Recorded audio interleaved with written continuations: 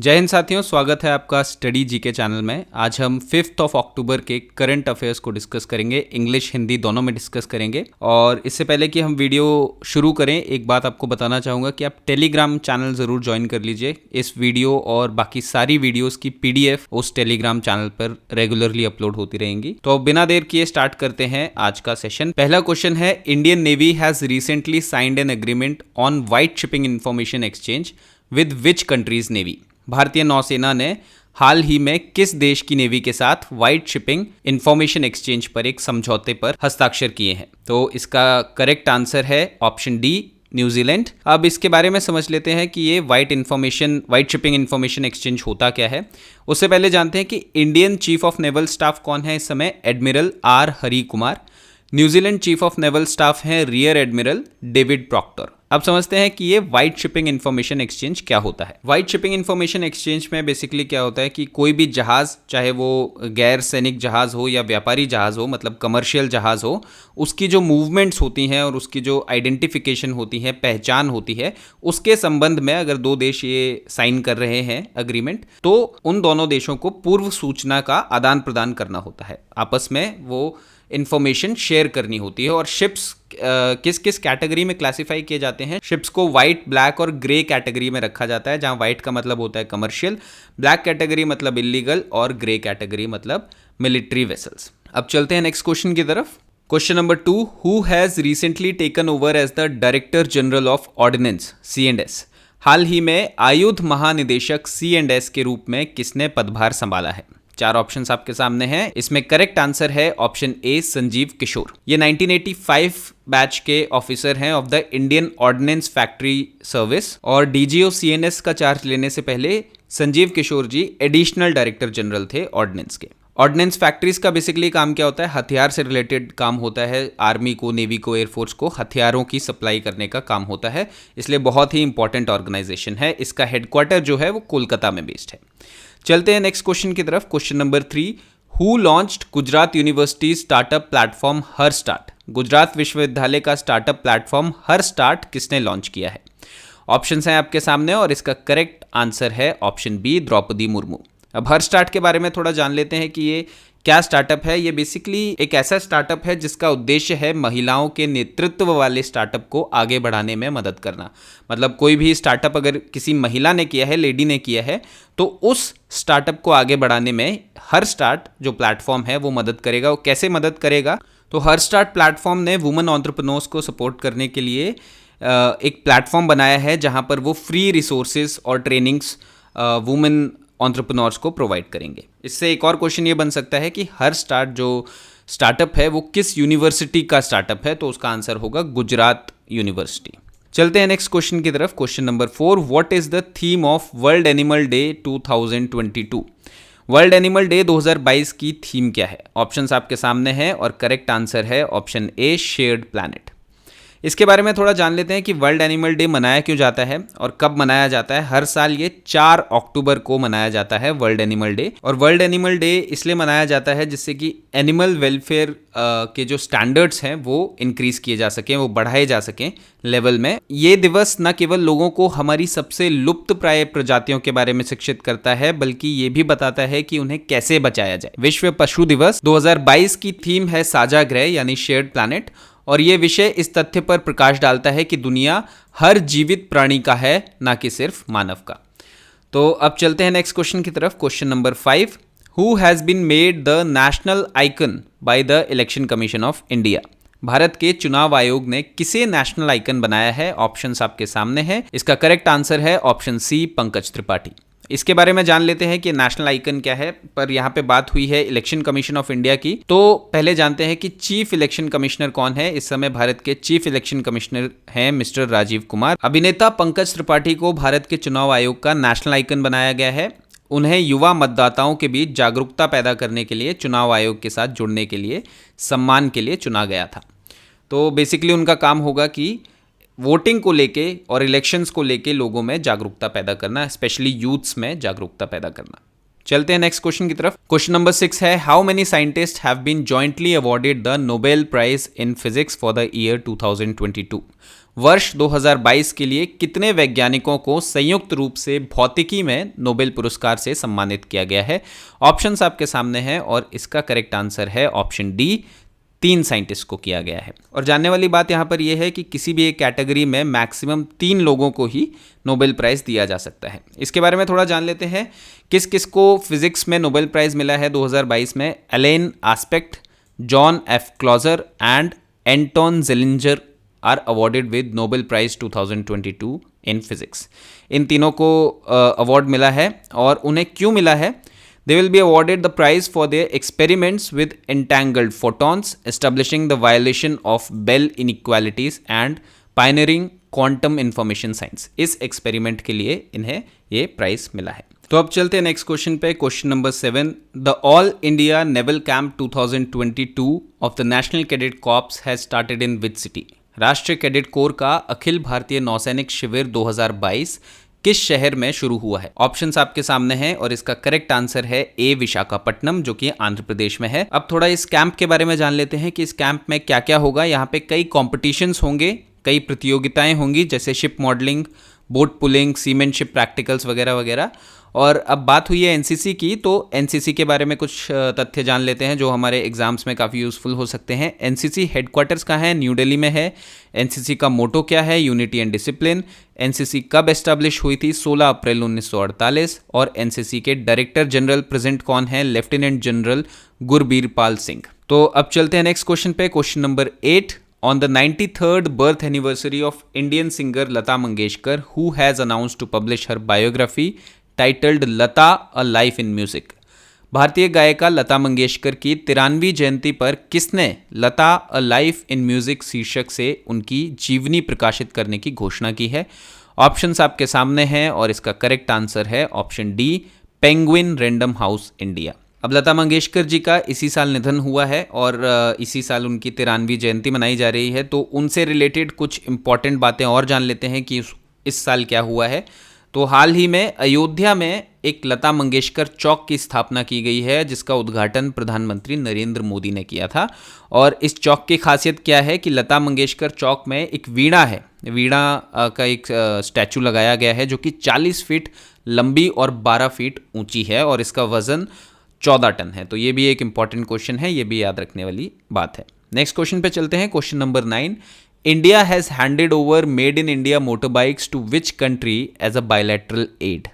भारत ने द्विपक्षीय सहायता के रूप में किस देश को made in India motor bike सौंपी है? ऑप्शंस आपके सामने हैं और करेक्ट आंसर है ऑप्शन सी, लेबनान। अब चलते हैं नेक्स्ट क्वेश्चन पे। Question number 10, which state ranks first in the Swachh Survekshan Grameen 2022 award under the category of large states? बड़े राज्यों की श्रेणी के तहत स्वच्छ सर्वेक्षण ग्रामीण 2022 पुरस्कार में कौन सा राज्य पहले स्थान पर है? बहुत ही इंपॉर्टेंट क्वेश्चन है और इसका करेक्ट आंसर है ऑप्शन ए, तेलंगाना।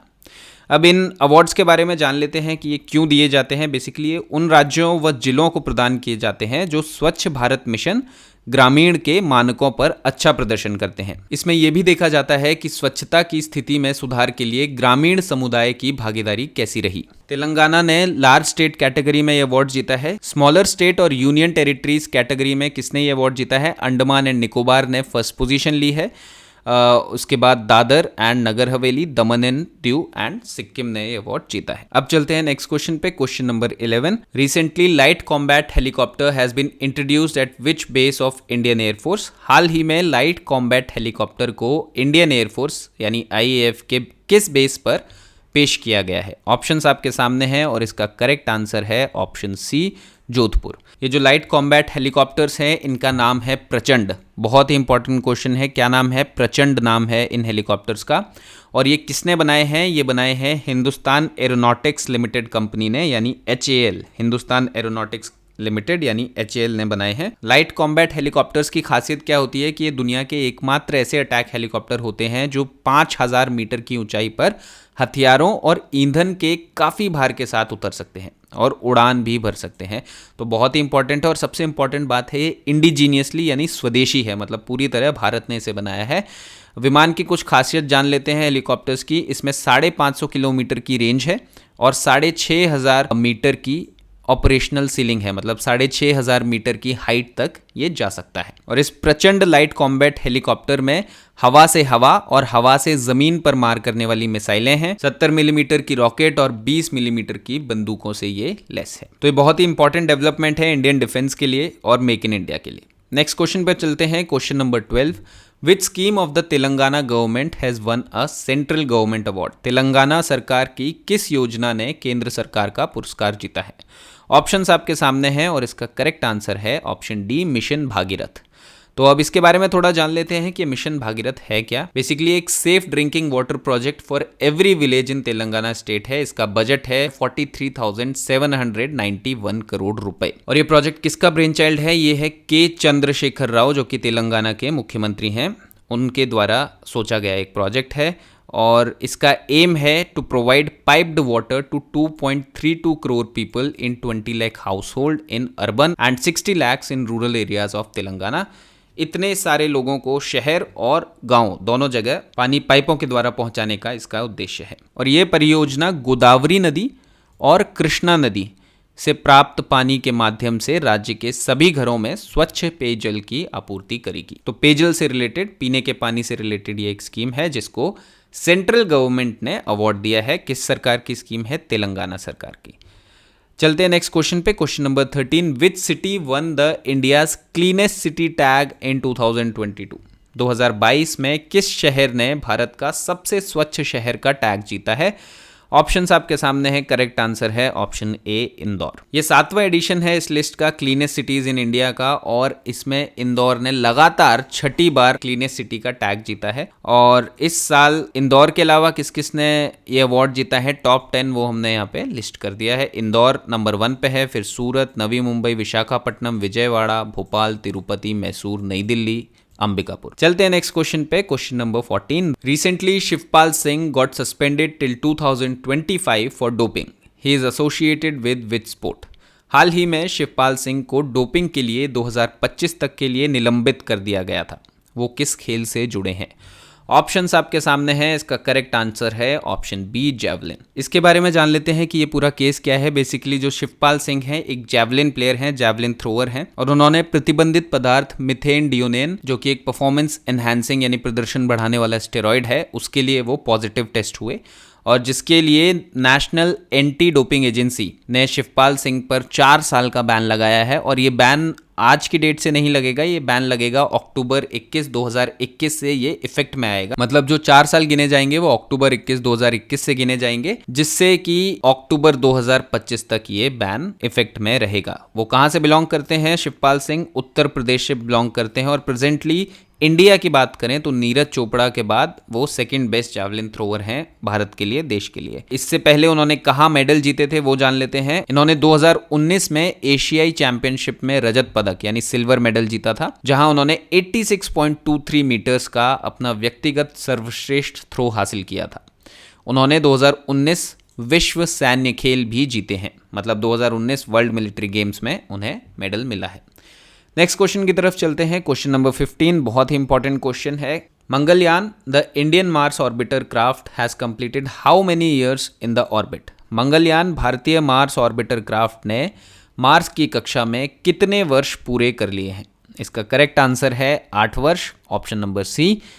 मंगलयान के बारे में थोड़ा जान लेते हैं। ये असल में जब बनाया गया था, जो साइंटिस्ट ने भेजा था, इसे दिमाग में रख के भेजा था कि ये 6 महीने के मिशन पे जा रहा है। 6 महीने के लिए बनाया गया था, लेकिन ये 8 सालों तक अपना मिशन कंटिन्यू करता रहा। मतलब ये एक सक्सेसफुल मिशन है बहुत ही। और अभी ये क्यों आउट ऑफ सर्विस जा रहा है? ये आउट ऑफ सर्विस इसलिए जा रहा है क्योंकि इसरो के हिसाब से इसका फ्यूल और बैटरी दोनों खत्म हो चुके हैं, तो अब उनका कॉन्टैक्ट इससे टूट चुका है। लेकिन बहुत ही सफल मिशन है मंगलयान। नेक्स्ट क्वेश्चन की तरफ चलते हैं, question number 16। Very important question.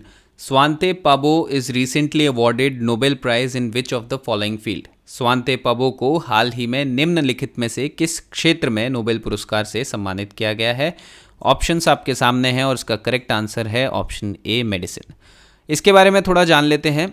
Svante पाबो पहले हैं कौन? ये एक स्वीडिश जेनेटिस्ट हैं, जो कि स्वीडिश आनुवंशिकीविद हैं, और स्वांते पाबो को अवार्ड क्यों दिया गया था? उनकी discoveries concerning the genomes of extinct hominins and human evolution के लिए दिया गया है। और ये जो मेडिसिन में नोबेल पुरस्कार होता है, it is considered as the most prestigious, सबसे प्रतिष्ठित पुरस्कार माना जाता है साइंटिफिक वर्ल्ड में।